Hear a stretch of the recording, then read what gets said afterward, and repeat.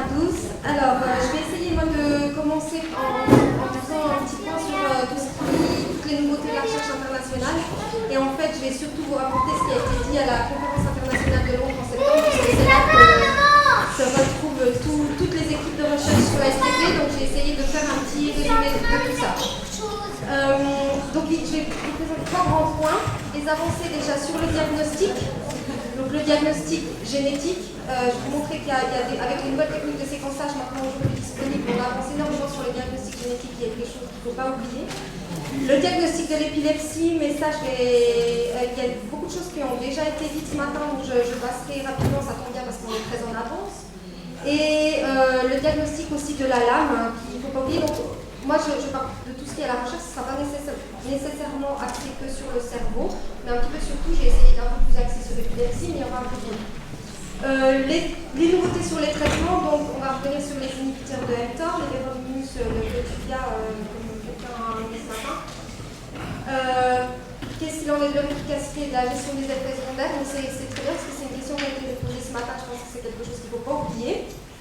L'épilepsie ligabatrine et les autres traitements qui sont en cours de recherche et les nouveautés en thérapie génique, et on finira par les temps de nouveau, j'étais vraiment très intéressant parce que ça a été vraiment bien développé ce matin. Alors juste avant de commencer, c'était pas prévu, mais l'année dernière quand j'ai animé l'atelier recherche, j'avais préparé une toute petite animation pour expliquer vraiment très rapidement ce qu'étaient les gènes, la protéine mTOR et comment marche un inhibiteur de mTOR. Je pense que je vais le remontrer aujourd'hui parce que ça peut être important pour ceux finalement qui n'ont pas ça en tête. Donc c'est vraiment une petite animation très rapide et très simplifiée.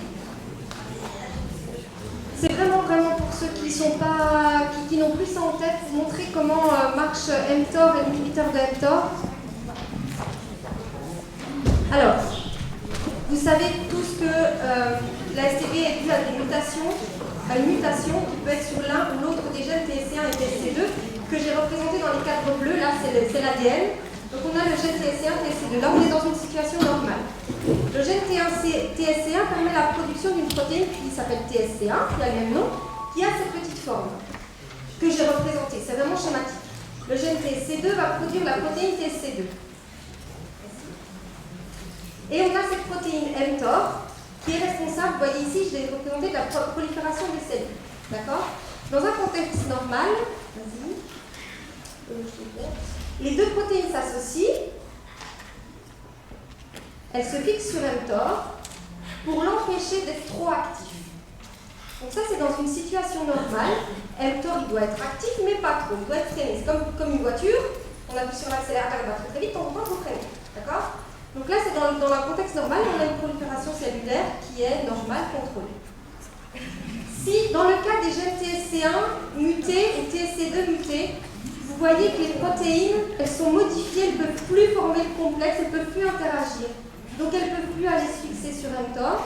Donc on a mTOR qui est activé tout le temps. Donc on a une prolifération cellulaire comme ça qui est incontrôlée, qui n'est jamais freinée. Donc le frein n'est plus là, et c'est pour ça qu'on développe les tubaires, les tumeurs, les amartomes, etc. Et donc on a trouvé cette molécule, la rapamycine, qui est une molécule naturelle. Quand TSC1 et TSC2 ne peuvent plus interagir, qu'est-ce qu'elle fait? Elle prend la place du complexe et puis elle remplace le frein. C'est un frein de remplacement. Mais qu'est-ce qui se passe aussi? Donc ça, c'est quand on a un traitement à la rapamycine, c'est comme ça que ça marche. Elle va remplacer le complexe TSC1 TSC2 pour freiner mTOR. Par contre, si on arrête le traitement, qu'est-ce qui se passe? Elle s'enlève et ça recommence. Voilà, c'était juste une petite animation que je voulais vous montrer pour essayer de schématiser un petit peu quand on parle d'inhibiteurs de mTOR, de TSC1, de protéines, etc., et de prolifération cellulaire. Voilà, maintenant je peux en venir à la recherche. Alors on va commencer par, je vais commencer, donc tout commence par les gènes, la mutation des gènes TSC1 et TSC2. La plupart des patients TSC ont une mutation qui ont été identifiées et connues sur TSC1 ou TSC2, mais pas tous. Et on a encore,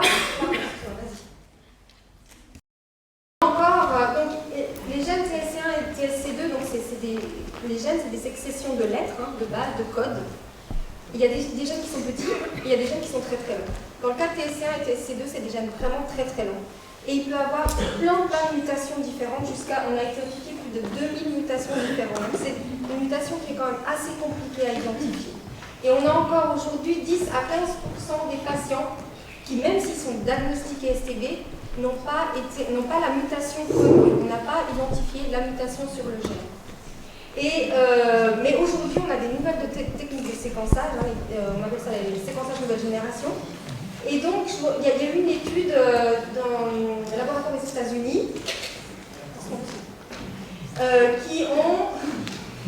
où ils ont repris 53 cas diagnostiqués qui n'avaient pas la mutation identifiée et ils ont utilisé ces nouvelles techniques de séquençage pour essayer de trouver la mutation. Il en ressort que sur les 53 cas, il y en a 45 qui ont été identifiés par ces nouvelles techniques. Ils ont identifié quoi alors ça vient. Alors, sur les 45, il y avait 5 mutations juste communes manquées, c'est-à-dire des mutations qu'on aurait été capable de détecter par les techniques classiques, qui étaient juste manquées. C'est-à-dire qu'on sait qu'il y a un nombre de non-identification juste dédié, quoi. Et alors, sur ces 45, si on détaille un petit peu, alors en bleu c'est les TSC1, en rouge c'est les TSC2, c'est 92% TSC2 et 18% TSC1 qui reste le pourcentage identifié dans la population générale. Donc ça, c'est la même chose. Ça ne change pas. Sur les non identifiés, il y a autant de proportion de TSC1 que de TSC2. Par contre, en rouge ici, c'est les mosaïques. C'est-à-dire que sur ces 45, vous avez 58%, donc plus de la moitié, qui sont des mosaïques. Je ne sais pas si tout le monde sait ce que c'est que les patients mosaïques. Alors, la plupart du temps, il y a deux cas. Soit vous avez toutes vos cellules, un patient a toutes ces cellules qui ont la mutation. Dans le cas d'un mosaïque, il y a juste une proportion des cellules qui va avoir la mutation. D'accord ? Et donc ça, c'est beaucoup plus difficile à détecter. Parce que si vous avez une prise de sang, si vous n'avez que 5% des cellules qui sont mutées, avec les techniques classiques, on ne le verra pas. Et là, dans la plupart des non identifiés, c'est des mosaïques. C'est justement parce qu'on était jusque-là, on n'avait pas des techniques assez sensibles pour les détecter. Mais avec ces techniques plus sensibles, maintenant on y arrive. Et donc le troisième, alors là c'est des termes complètement barbares, c'est les types de mutations qu'on peut rencontrer. Donc ça c'est vraiment dans le jargon génétique. Mais la proportion la plus importante, c'est la proportion en bleu. C'est des mutations qu'on appelle non communes, qui sont dans des séquences du gène qui en général on ne va même pas regarder. Parce que c'est des séquences qu'on considère comme moins importantes et qui sont plus difficiles à regarder avec les techniques d'aujourd'hui.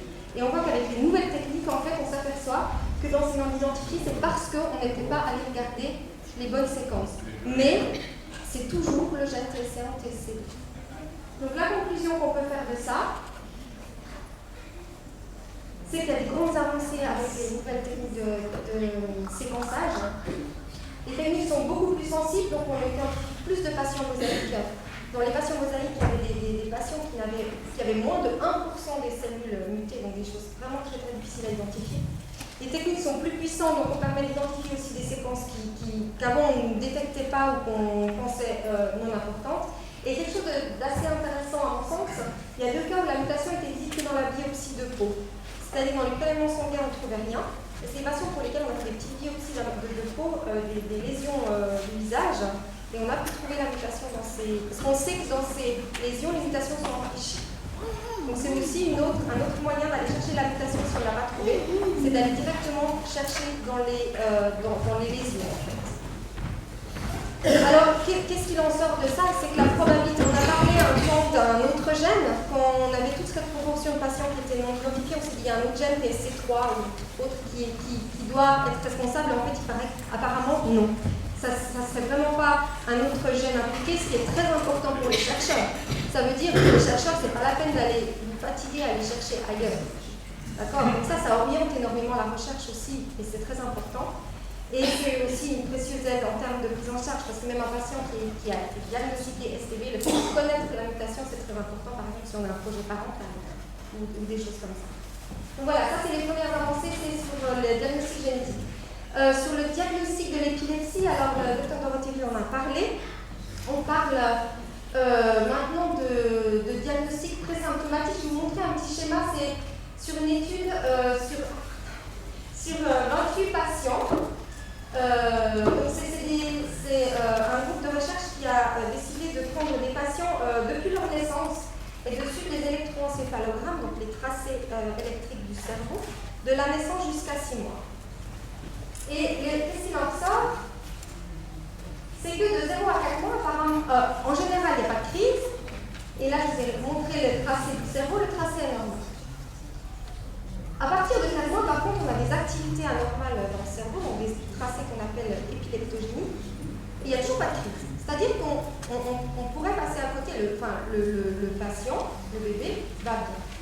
Et après 6 mois, on commence à avoir les crises. Et on a toujours ces tracés anormaux. Donc la conclusion de ça, c'est que les tracés anormaux apparaissent avant les premières crises, c'est-à-dire avant qu'on voit les signes de crise épileptique. Et donc c'est là qu'il y a une fenêtre qui est vraiment très importante.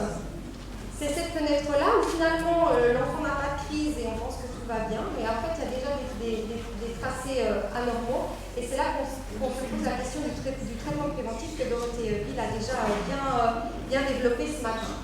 Et donc ça c'est tout le but d'Epistop. Epistop qui est cette grande recherche européenne, donc d'un groupe européen qui travaille sur le diagnostic des marqueurs de l'épilepsie chez les patients STB. Et donc c'est tout ça, c'est toute l'observation des crises, des tracés électroencéphalographiques depuis la naissance jusqu'à plus tard. Mais ils ont... Donc ça a été dit ce matin, donc je ne vais pas tellement répéter, mais Epistop a fait un essai de traitement préventif. Donc, dans cette fenêtre que je vous ai montrée, ils ont suivi les bébés. Dès qu'ils ont vu des tracés anormaux, même s'il n'y avait pas de crise, ils ont commencé un traitement préventif avec la gabapenine, avec le Sabril, et 9 patients sur 10 sont restés sans crise jusqu'à 7 ans.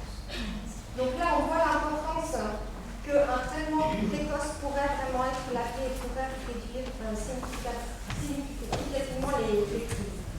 Et un autre but de Epistop, c'est de trouver vraiment des marqueurs, des biomarqueurs qui pourraient, autres que les signes cliniques de crise, pourraient identifier l'épilepsie vraiment très tôt chez les enfants. Donc je réinsiste là-dessus, je suis désolée, c'est un peu répétitif, mais on parle maintenant de diagnostic présymptomatique, c'est qu'on n'attendrait pas seulement les premiers signes cliniques, parce que les signes qu'on voit sont les spasmes. Et en général, on va parler ce matin de nouveau, les parents voient les premiers signes, mais on a tendance peut-être à se dire c'est rien, ou à ignorer, on attend un peu plus tard, mais en fait, les laps de temps qui s'écoulent sont vraiment énormes entre le jour où le diagnostic est posé et finalement les premiers signes, même non cliniques, qui sont apparus, le laps de temps est assez important. Et on a finalement l'avantage, donc on parle du traitement préventif de l'épilepsie, qui fait encore de la STB une maladie modèle, parce que ça n'existe pas encore jusqu'à aujourd'hui. Et on a cet avantage qu'on peut détecter justement la STB même durant la grossesse, avec l'identification des radiomyocardiaques. Donc autant prendre ces avantages et savoir que déjà un patient a la STB avant la naissance et pouvoir faire du préventif. Alors, on va passer à un autre marqueur de la STB qui est la lame, donc qui affecte les poumons, qui affecte les femmes. Et aussi, toujours dans ce thème du diagnostic, il y a eu beaucoup de travaux qui ont été présentés sur le diagnostic de la lame et quel pouvait être le biomarqueur le plus fiable pour la lame. Parce que les moyens de la détecter, c'est l'histologie ou les biopsies ou les scanners qui sont des choses très très contraignantes. Et finalement, il apparaît que le marqueur sanguin, le VEGFD, donc qui est juste un dosage d'une protéine sanguine, serait vraiment un très très bon marqueur de la lame. Il y a un essai clinique qui s'appelle l'essai Miles, où il regarde l'effet du sirolimus. Alors c'est un nom d'un autre inhibiteur de mTOR, mais qui a à peu près la même activité que le Votuvia ou l'Iverolimus. Et ils ont traité des patients avec la lame, avec ce sirolimus, et ils ont dosé le VEGFD en même temps. Et il apparaît que c'est très très corrélé. C'est-à-dire que quelqu'un qui va développer à la lame va avoir des taux de VEGFD très très très hauts. Et quand on le traite au sirolimus, les fonctions pulmonaires vont être meilleures, vont récupérer, et le VEGFD baisse aussi. Si on arrête le traitement, les symptômes reprennent et le VEGFD remonte. Ce qui veut dire que là, on a un marqueur sanguin qui est une détection vraiment rapide et non invasive, on va dire, c'est juste une prise de sang, qui pourrait être un très très bon marqueur prédictif de la lame. Donc voilà, je vous ai parlé un petit peu jusque-là du diagnostic, donc diagnostic génétique, diagnostic, maintenant on parle de diagnostic pré-symptomatique de l'épilepsie, diagnostic avec un nouveau, enfin pas un nouveau marqueur de la lame, mais quelque chose qui était déjà connu mais qu'on confirme être un beau marqueur de la lame. Et donc maintenant on passe au traitement, donc les inhibiteurs de mTOR, donc je vous ai montré ces molécules qui vont se fixer sur mTOR pour l'inhiber, qu'on a découvert le jour finalement où on a découvert que la maladie était due à une hyperactivation de mTOR. Donc depuis ce jour, les inhibiteurs de mTOR comme le Botubia ont été énormément développés.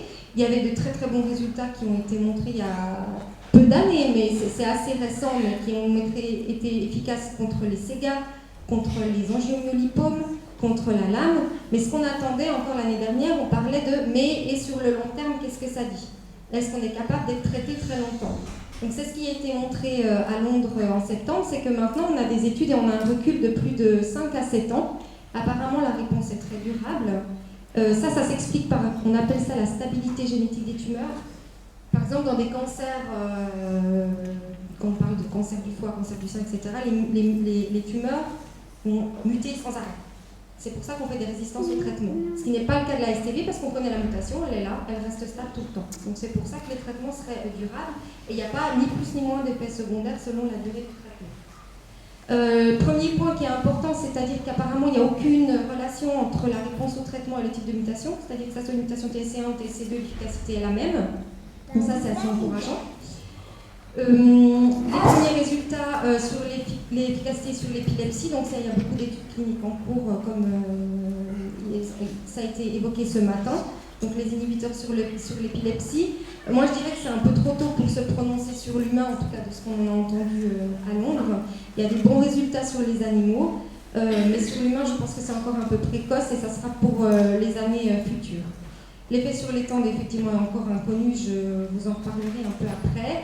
Et il y a quelques cas qui ont été montrés où ils ont traité un patient à 3 mois et même un patient à 4 jours.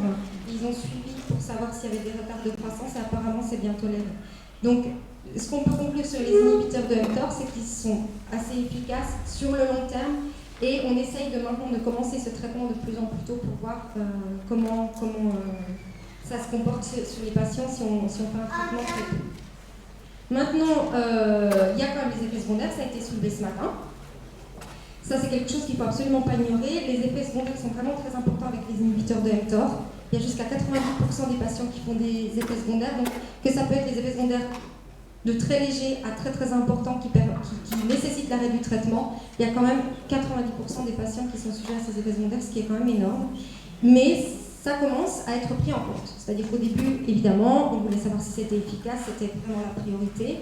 Maintenant qu'on sait que c'est efficace, sur le long terme, maintenant on se dit, ok, comment on peut diminuer les effets secondaires de ce traitement? Donc la première des choses, c'est adapter la dose en fonction du patient, c'est-à-dire faire des tests, on nous a parlé ce matin, il faut essayer différentes doses et adapter la dose. En général, ça améliore les symptômes, ou en traitant les symptômes. Alors, ça veut dire quoi traiter les symptômes? C'est-à-dire que si vous prenez un médicament, vous faites un effet secondaire, on va vous donner un autre médicament pour traiter les symptômes, pour traiter l'effet secondaire. Alors très honnêtement, moi c'est vraiment le parti pris, mais des fois on n'a pas le choix. Si on pouvait éviter de faire comme ça serait évidemment mieux, pour ne pas augmenter les polymédications. Donc il y a d'autres stratégies pour améliorer ces effets secondaires plutôt que de donner d'autres médicaments. Donc j'en ai parlé, optimiser la dose. Il y a cette histoire de dose intervalle, donc ça il y a des tests sur les souris, c'est-à-dire qu'au lieu de donner une dose tous les jours par exemple, alors au début du traitement on va donner tous les jours, ensuite on va espacer les doses. Et de nouveau sur les animaux, parce que c'est comme ça que les recherches commencent, les résultats commencent, apparemment il y a des bons résultats, c'est-à-dire que l'efficacité va être la même, mais en donnant moins souvent, mais on réduit significativement les effets secondaires. Donc ça c'est une stratégie qui commence aussi à être réfléchie, à savoir si on ne peut pas un peu plus espacer les doses, etc. Les traitements combinés, c'est-à-dire est-ce qu'on peut associer, donc baisser la dose des inhibiteurs de mTOR en associant un autre traitement qui va augmenter son effet. Ça, je vous en parlerai un petit peu après. Et aussi, savoir quand commencer le traitement. Peut-être que si on commence le plus tôt possible, on va pouvoir donner des doses plus faibles. Donc tout ça, c'est des choses qui sont en recherche, qui sont en réflexion, sur lesquelles de nombreux groupes à travers le monde travaillent. Donc c'était les inhibiteurs de mTOR. Maintenant, alors ça, je ne vais vraiment pas parler dessus, mais ce qu'il en est ressorti, parce qu'il y a eu aussi toute une session sur les traitements de l'épilepsie, et apparemment c'est vraiment la vigabattrine, donc le sapin, qui est le plus efficace à l'heure actuelle sur l'épilepsie. Donc ça reste. Donc tu peux passer, parce que... Alors ça, je vous parle des traitements, je vous ai parlé juste avant des traitements combinés. De nouveau, c'est des termes très très très barbares. Hein. On parle d'inhibiteurs d'autophagie, d'inhibiteurs de protéasome, enfin des choses très très scientifico-scientifiques. Mais l'idée, c'est de faire, comme je disais, des thérapies combinées, c'est-à-dire on garde les inhibiteurs d'mTOR en réduisant significativement la dose et on met un autre médicament qui pourrait l'aider à agir, mais de nouveau, toujours pour réduire les effets secondaires ou pour trouver d'autres thérapies pour les gens qui ne peuvent pas prendre d'inhibiteurs de mTOR. Il y a certaines personnes qui ne le supportent pas ou qui ont besoin d'un autre traitement ou chez qui ça ne fait pas effet. Alors, un autre aspect des traitements, c'est la thérapie génique. Alors, on est très loin de quelque chose d'appliqué, mais je pense que c'est quelque chose qu'il faut garder en tête. On en parle depuis nombreuses années. On se dit toujours que c'est pas pour demain, mais je crois que c'est quelque chose qu'il faut quand même garder. J'ai assisté donc aux assises de génétique à Lyon en février, et c'est la première fois que je vois un essai de thérapie génique qui fonctionne, en tout cas chez le chien, où c'est un modèle de myopathie, donc des chiens qui ne peuvent absolument plus marcher, on sait le gène qui est défectueux. On réinjecte ce gène avec des vecteurs viraux, enfin avec une technique de thérapie génique, et ces chiens étaient capables de remarcher. Et c'est vraiment la première fois que je vois un essai aussi prometteur, donc je me dis qu'on peut garder tout ça en tête. Et concernant la STB, il y a un papier qui est sorti en 2015, je crois, l'année dernière, où c'est un essai de thérapie génique chez des modèles souris, évidemment. Donc c'est des souris chez lesquelles on a enlevé le gène TSC1 seulement dans les neurones. On a essayé de le remettre par ces techniques de thérapie génique, toujours en injection de vecteur viral, et ces souris ont l'air de récupérer leur fonction neuronale normale. Alors il faut rester vraiment très prudent, c'est un modèle animal, les injections sont faites à la naissance, quelque chose qui n'est vraiment pas encore applicable de nos jours, mais de nouveau, je pense que c'est des choses qu'il faut connaître, qu'il faut garder en tête. On a ce fameux couteau suisse, dont je suis fière, le CRISPR-Cas9. Alors de nouveau, c'est un terme barbare. Dans le dernier journal, dans l'édito, Guillaume en a un petit peu parlé.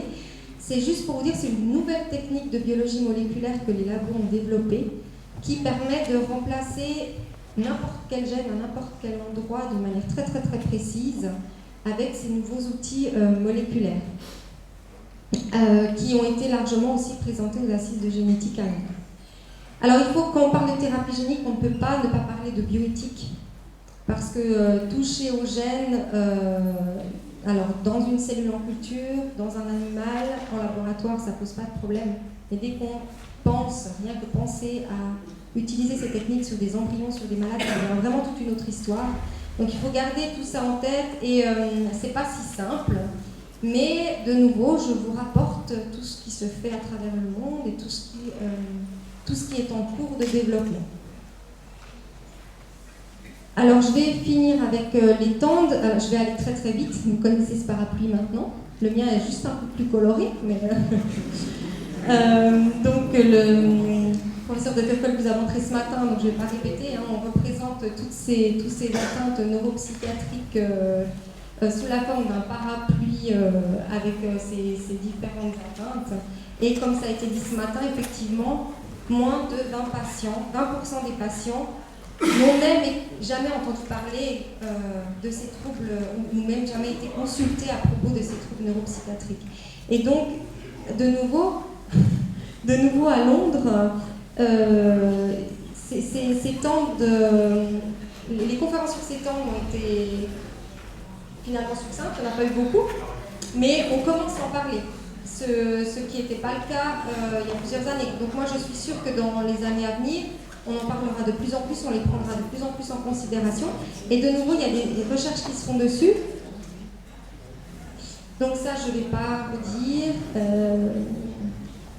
Voilà, par exemple, un exemple de ce qui peut se faire en recherche sur ces troubles neuropsychiatriques, c'est comment les identifier le plus tôt possible.